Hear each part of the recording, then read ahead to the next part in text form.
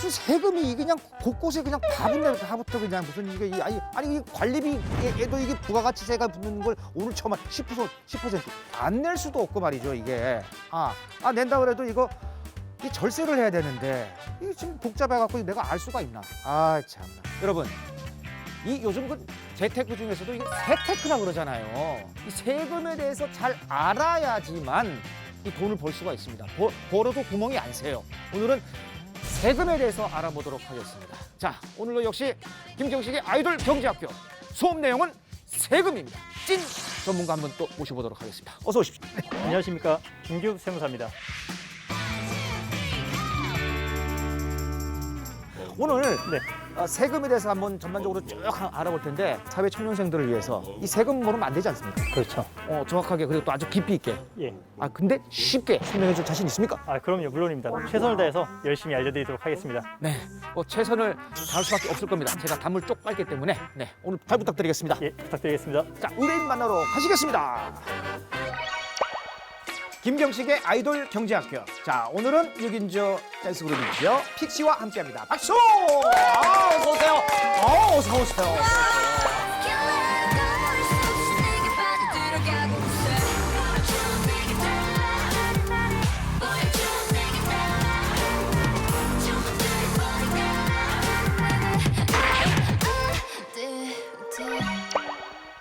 각자 소개 좀 부탁드리겠습니다. 네, 안녕하세요. 저는 픽시의 메인 댄서와 리드 보컬을 맡고 있는 디아입니다. 디아! 환영합니다.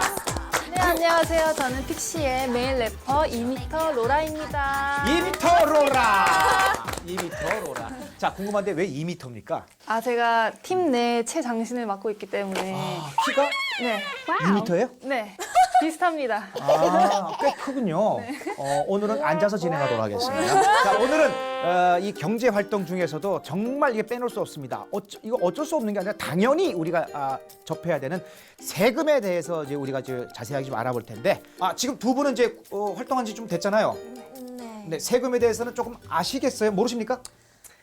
저는 아직 노라. 자세히는 잘 모르겠어요. 저도 저희 부모님이 막 세금 하시는 얘기는 좀 듣긴 했지만 듣긴 아직 직접적으로 와닿지는 않는 것 같아요.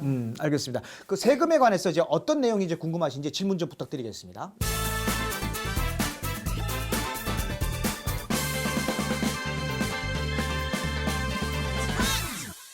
이게 사실 이 세금은 이제 꼭 내야 되는 거기 때문에, 그리고 또 어떻게 하면 이 절세를 할 수 있는지, 이 절세 자체가 사실은 이제 재테크, 세테크라고 불리고 있거든요. 여기서 자세히 좀 알아보도록 하겠습니다. 예, 맞습니다. 근데 세금을 생각하시면 먼저 이제 생각을 하셔야 될 게 있는데요. 네. 예를 하나만 들어보겠습니다.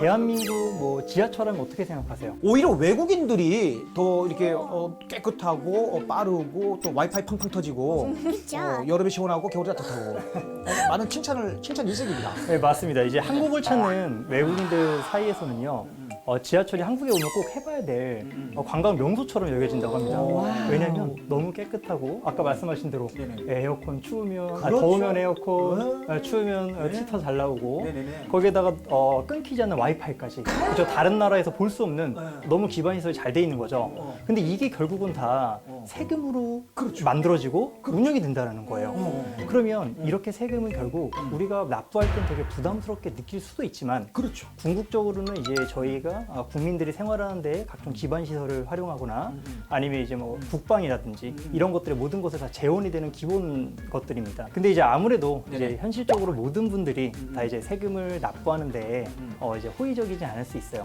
이제 뭐 내가 낸 세금이 나한테 혜택이 잘 안 오는 것 같이 느껴지기도 하고, 그다음에 혹시 내가 낸 세금이 다른 분들에게 조금 더 혜택이 돌아가는 거 아닐까? 특정 계층이 더 이득 보지 않나? 예, 맞습니다. 이런 거. 아마 그런 마음들 때문에 그렇게 여기시는 것 같습니다. 그래도 소득 수준에 따라서 이 세금이 다르게 이제 매겨지게 되잖아요. 예, 맞습니다. 일률적인 게 아니라 소득이 높을수록 높은 세율이 부과가 되게 됩니다. 많이 내야 돼요. 예, 그렇기 때문에 예를 들어서 일반적으로 사회 초년생들 분들이 이제 사회생활을 오래 하신 분보다는 일반적으로 소득이 좀 낮은 경우가 일반적이기 때문에 좀 적은 세금이 부과되는 게 일반적이긴 합니다. 똑똑하게 이 절세를 할 수 있다면은 이게 나가더라도 좀 덜 아까울 것 같아요. 절세하는 방법에 대해서 좀 알아보도록 하겠습니다. 어떻게 하면 절세를 하죠? 예, 아마 이제 픽시 두 분도 이 부분이 제일 궁금점이 있으실 것 같은데요. 제가 이제 평범한 근로자를 우선적으로 대상으로 한 4가지 정도 방법을 좀 안내를 드리려고 합니다.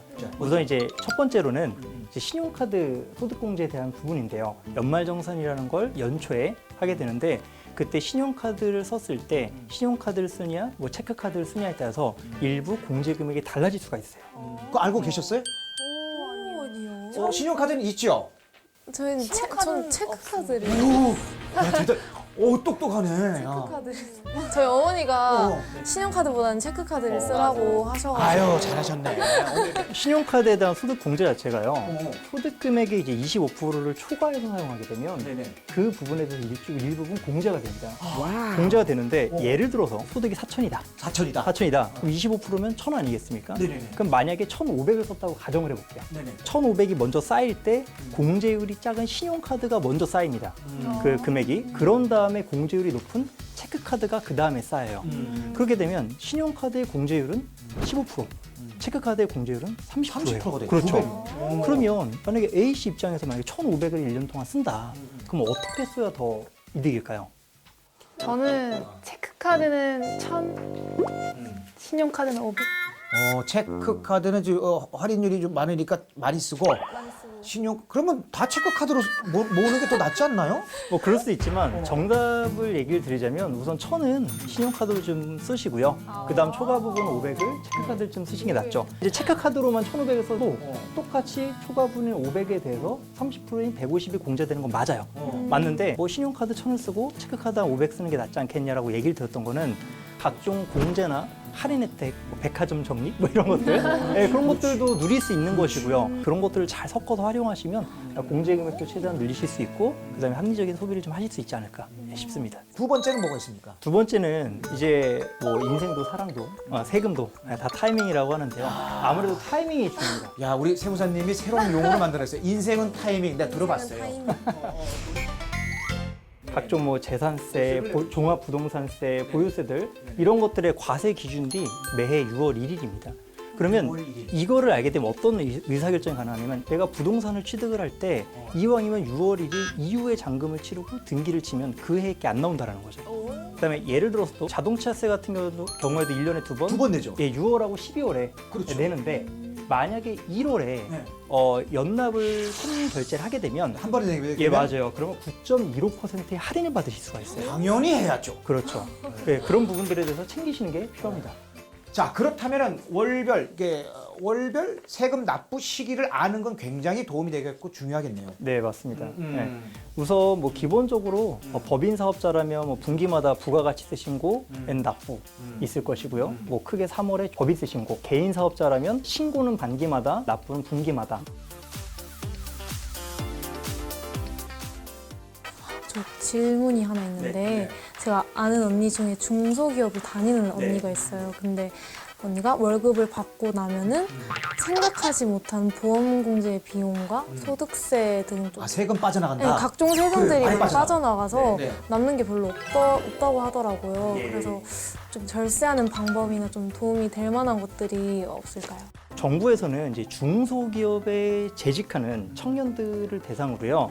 근로소득세를 감면해 주는 제도가 있습니다. 오, 그래서 좋네요. 예, 취업일로부터 5년간의 소득세를 90% 150만 원 한도로 해가지고 감면해 준 제도가 있는데요. 아, 대박. 12년 1월 1일부터 그 서류나 관련 정보들은 이제 NTS가 그 국세청 사이트거든요. 국세청 웹사이트. 웹사이트에 들어가셔가지고 감면 신청서와 그다음에 뭐 주민등록 등본. 그쵸. 등본하고 원천징수 영수증 그런 거를 이제 연말정산할 때 서류를 줄 때 같이 넘기는 거죠. 넘겨주면은 이제 2월 급여에 보통 정산해가지고 나옵니다. 그러면 나는 3년 전에 취업을 했는데 오늘 알았다. 이럴 수도 있는 거 아니겠습니까? 그럼 어떻게 해야 돼요? 네, 그러면 그럼 소급 적용? 소급 적용이 가능합니다. 네, 경정 청구라는 걸 통해 가지고 소급 적용이 가능합니다. 경정 경정 청구.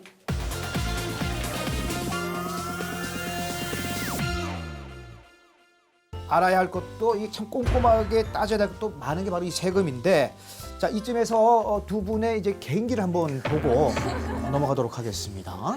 갓 태어난 아기 울음소리를 굉장히 조금 디테일해요. 이 디테일한 게 이게 재미 포인트예요. 사모님, 딸입니다. 오 진짜. 잠깐만, 야, 손바닥에 뭐 있어요? 아니 손바닥에. 아 제가 명색이 걸그룹이어가지고 좀 가리고. 자, 이번에는 이제 어떤 부담이 더 가겠네. 네네. 저는 이게 아무나 할 수 없는 개인기인데 손목에서 총소리가 나요. 예? 자, 한번 총을 쏘보겠습니다.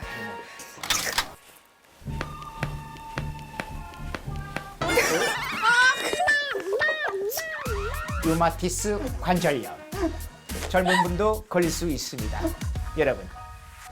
절세를 위한 이제 마지막 또 방법이 남았습니다. 그렇죠? 예, 나중에 종합부동산세와 양도소득세를 좀 절세하기 위해서 공동명의가 일반적으로 유리한 경우가 훨씬 더 많습니다. 왜냐하면은 종합부동산세 같은 경우에는 공시지가 기준으로 6억, 그러니까 1세대 1주택은 11억이거든요. 기준이 초과하면 발생을 하게 되고요. 그다음에 양도소득세는 양도 차익, 그러니까 내가 산 금액보다 판 금액이 더 비싸게 팔면 그 차익이 있잖아요. 그렇죠. 그걸 양도 차익이라고 그냥 하는데 그 부분에 대해 세금이 나오거든요. 예를 들어서 내가 10억짜리 아파트를 사서 최소 2년 이상 보유하다가 11억에 팔았다. 그럼 1억의 차익이 남지 않겠습니까? 그럼 1억의 차이가 나면 양도소득세율 아까 이제 누진세로 35%예요, 세율이. 엄청나죠. 근데 예를 들어서 그걸 공동이었다. 라고 하게 되면 인당 5천이잖아요. 그럼 그때 세율이 24%예요. 와, 뚝 떨어지는 거예요. 그게 뚝 떨어지는 거죠.